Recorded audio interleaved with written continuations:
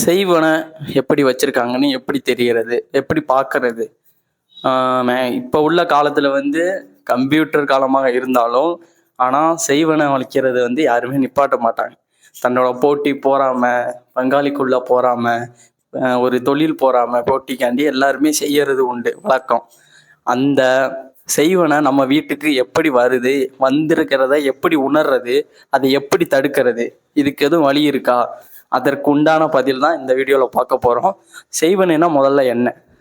செய்வனுங்கிறது ஒரு செயலை செஞ்சு அதை நம்மளுக்கு எதிராக இருக்கிறவங்களுக்கு அதை பாதகமாக, சாதகமாக இல்லாமல் பாதகமாக ஒரு விளைவை உண்டாக்கி வர்றதான் செய்வனை. அந்த செய்வனைங்கிறது செய்யறவனுக்கு தான் முதல் வினை. செய்வினை என்பது செய்யறவனுக்கு தான் முதல் வினை. நீ ஒருத்தவனை கெடுக்கணும்னு நினைச்சிட்டேன்னா அதுதான் உனக்கு முதல்ல, அது உனக்கு தான் தீமை. இப்ப உன்னோட காலம் சரியாக இருக்கிற வரைக்கும் உனக்கு அது நன்மை. அவன் காலம் நல்லா இருந்துச்சுன்னா அந்த நன்மை, அவனோட நன்மை உனக்கு தீமையா வந்துடும். அதனால செய்வனை செய்யறவங்க செய்யாதீங்க. அவங்களுக்கு உண்டான அவங்கவுங்க கர்ம பலன் அவங்கள சேரும். இப்ப செய்வனை எப்படி வச்சிருக்காங்கன்னு எப்படி உணர்றது? இப்போ செய்வனை ஒருத்தவங்களுக்கு வச்சிருக்காங்கன்னா, அவங்க கிராமப்புறங்கள்ல இருந்தாங்கன்னா, கிராமப்புறத்துல ஆடு மாடு கோழி இந்த மாதிரி வளர்ப்பாங்க. ஸோ அவங்க அந்த ஆடு மாடு கோழி வளர்க்கும் போது அது இறக்க வாய்ப்பிடும். ஒவ்வொரு ஆடு கோழி திடீர்னு சாகும். எப்படி சாகுன்னு தெரியுமா? தொடர்ச்சியா ஒரு ஆடு சேர்த்து ஒரு கோழி சாகும். செய்வனையே 3 வகையா பிடிக்கலாம். சரி, நம்மளுக்கு கொஞ்சமா, அதாவது என்ன சொல்றது, தொழிலுக்கு மட்டும் செஞ்சிருந்தாங்கன்னா அது ஒரு மாதிரியா ஒரு இழப்பை கொடுக்கும். இல்லை நம்ம வீட்டில் உள்ள மனிதர்களுக்கு மேலே ஏவி விட்டுருக்காங்கன்னா அது மிகப்பெரிய விளைவை ஏற்படுத்தும்.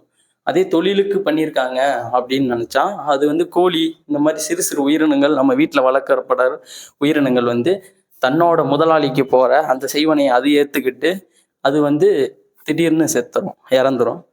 அதே இது நம் பெரிய மனிதர்கள் மேலே ஏவி விட்டுருக்காங்க, இவனை கொல்லணும் அப்படின்னு ஏவி விட்டாங்கன்னா உங்கள் வீட்டில் இருக்கிற மாடு ஆடு இந்த மாதிரி உள்ள விலங்குகள் அது பழகிட்டு அது செத்து இறந்து போயிடும். இந்த மாதிரி நடக்கும். இந்த செய்வனை எப்படி வரும், எப்படி அதை செய்கிறாங்க அப்படின்னா, இதற்கு ஒரு வழிமுறை இருக்கு.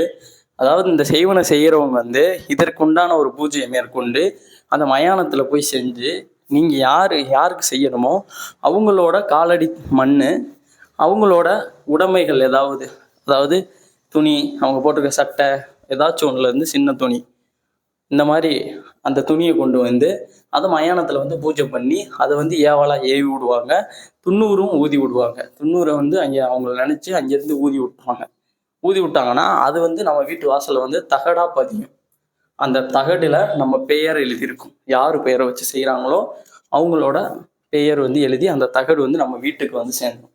அந்த தகடு ஒரு ஊசி, ஒரு ஆணி மாதிரி இறங்கும் நம்ம வீட்டு மண்ணுக்குள்ள. அது எத்தனை அடி இறங்க இறங்க இறங்க இறங்க அதனோட வீரியத்தன்மை நம்ம வீட்டில் உள்ள ஆளுங்களை, மனிதர்களை பாதிக்கும், விலங்குகளை பாதிக்கும். குடும்பத்துக்குள்ள சண்டை சச்சரவு, வியாபாரம், தொழில் முடக்கம், பண நஷ்டம், பல பல பிரச்சனைகள், எல்லா பிரச்சனைகளும் வரும்.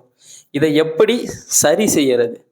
இப்போ நான் சரி செய்யறதுன்னா, இப்போ நீங்கள் நான் நகர்ப்புறத்தில் இருக்கோம், நாங்கள் ஒரு வாடகை வீட்டில் தான் இருக்கோம், எனக்கு இந்த மாதிரிலாம் செய்கிறாங்க அப்படின்னு பார்த்தீங்கன்னா, நீங்கள் வீடை மாற்றிட்டு போகிறது நல்லது. ஏன்னா நீங்கள் குறிப்பிட்ட இருக்கிற அந்த வீட்டுக்கு அவங்க செய்யணும்னு அனுப்பியிருப்பாங்க. இப்போ நீங்கள் வீடை மாற்றிட்டு போனீங்கன்னா ஒரு நல்லது மாற்றம் உண்டாகும். மற்றபடி நான் இங்கே தான் இருக்கணும் அப்படின்னா உங்களோட குலதெய்வத்தை கொண்டு போய் திருப்பி தேடி போனீங்கன்னா அதற்குண்டான பலனை உங்கள் குலதெய்வம் சொல்லும். மற்றபடி கிராமப்புறங்களில் இந்த இதை எடுக்கணும்னா கோடாங்கின்னு சொல்லுவாங்க.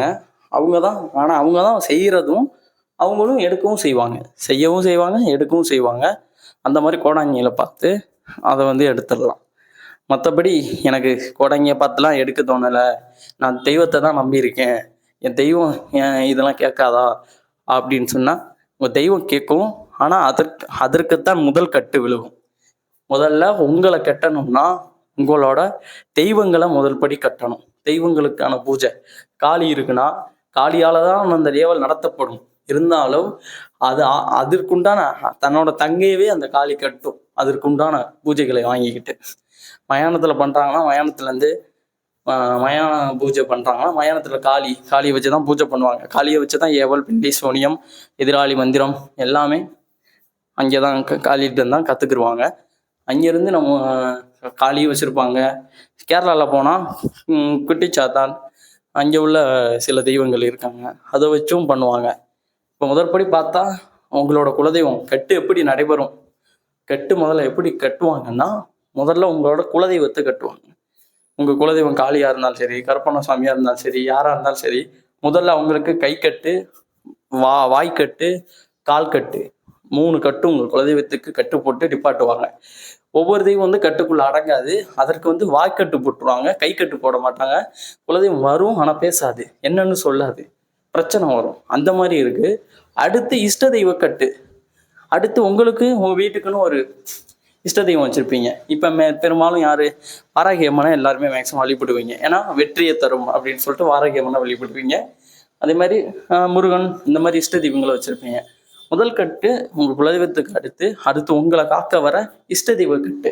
இஷ்ட தெய்வத்தை வந்து 3 கட்டு தேவையில்லை, ஒரு கட்டுலேயே கட்டிடலாம்.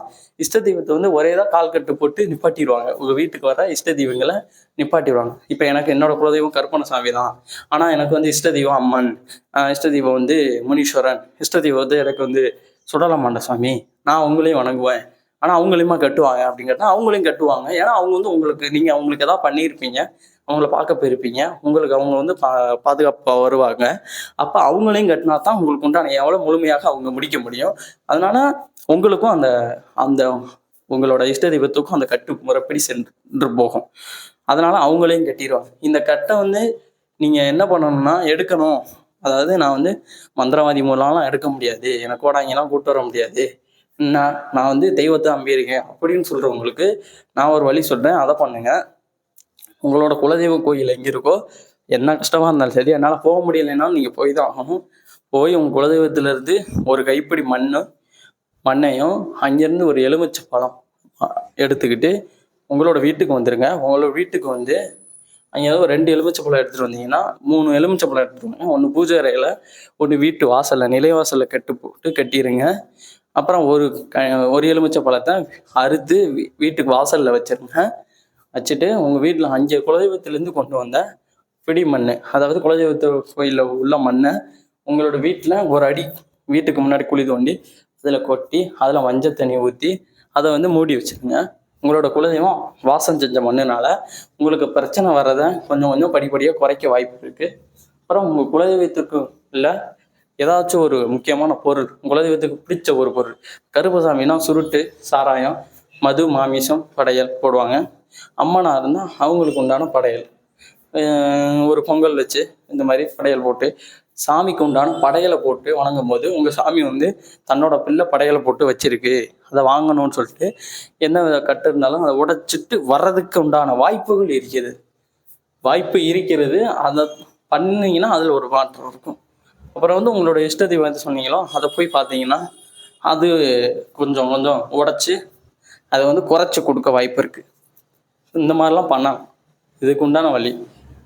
செய்வனுங்கிறது யாராலுமே நிப்பாட்ட முடியாது. இப்போ வளர்ந்து வர ஒன்று. எல்லாருமே இப்போ பார்த்தா நான் மந்திரவாதி, நீ மந்திரவாதின்னு சொல்லிட்டு எல்லாருமே அவங்களுக்குள்ளே உருவாக்கிக்கிட்டு இருக்காங்க. அதனால் மந்திரத்தை அழிக்கணும்னு நினச்சோம்னா இங்கே தெய்வம் வழிபாடு மறந்துடும். மந்திரமும் தெய்வ வழிபாடும், செய்வனையும் தெய்வ வழிபாடும் ஒன்று கொண்டு பிணைந்தது போனாதான் இப்போ உள்ள காலத்துலேருந்து, அப்போ உள்ள காலத்துலேருந்து இப்போ வரைக்கும், அப்போலேருந்து இப்போ வரைக்கும் ஒன்று நேர்மறைனா அதற்கு எதிர்மறைன்னு ஒன்று இருக்கும். எதிர்மறைன்னு ஒன்று இல்லைன்னா நம்ம எதுக்கு நேர்மறையை தேடுறோம்? ஸோ எதிர்மறைன்னு ஒன்று இருக்கிறதுனால தான் நம்ம நேர்மறை தேடுறோம். அதனால் செய்வனுங்கிறது இல்லைன்னா நம்ம தெய்வத்தை தேட மாட்டோம். இப்போ நீங்கள் உங்களுக்கு கூட ஒரு பாதிப்பு இருக்கிறதுனால தானே நீங்கள் ஒரு டாக்டர், ஒரு ஆஸ்பத்திரியை தேடி, ஒரு மருத்துவரை தேடி போகிறீங்க. உங்களுக்கு எந்த குறையுமே இல்லைன்னா அவங்க படித்து என்ன பண்ண போகிறாங்க? அந்த மாதிரி தான் ஒன்று எதிர்மறைன்னு இருக்க போது அதுக்கு உண்டானவங்களும் இருப்பாங்க. அதுக்கு உண்டானது நடந்துக்கிட்டே தான் இருக்கும். அதை தடுக்கலாம் முடியாது, குறைக்கலாம். அதை குறைக்க உண்டான வழியை உங்களுக்கு சொல்லியிருக்கேன். இது நம்ம கருப்பன் பெருமை யூடியூப் சேனல். நான் உங்கள் சேதுபதி. மறந்துடாதீங்க, இதை ட்ரை பண்ணி பாருங்கள். இதில் எதுவும் சந்தேகம் இருந்தால் கீழே கமெண்ட் பண்ணுங்கள். நன்றி, வணக்கம்.